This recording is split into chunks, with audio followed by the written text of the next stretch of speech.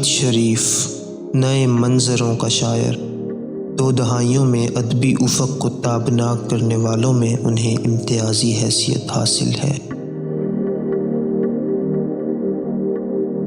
ऐ कि मैं तेरे लिए था और तू मेरे लिए, अब तेरे हाथों पे लिखा है लहू मेरे लिए।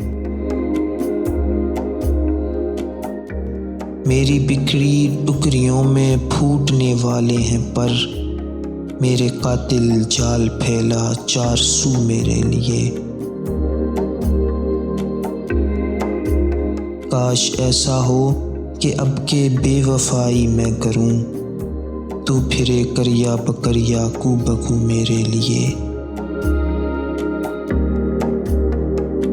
मैं तो लामहदूद हो जाऊं समुंदर की तरह, तू बहे दरिया बदरिया जू बजू मेरे लिए।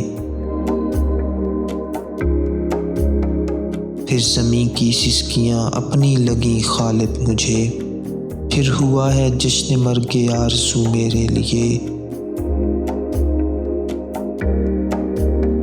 ऐ कि मैं तेरे लिए था और तू मेरे लिए, अब तेरे हाथों पे लिखा है लहू मेरे लिए।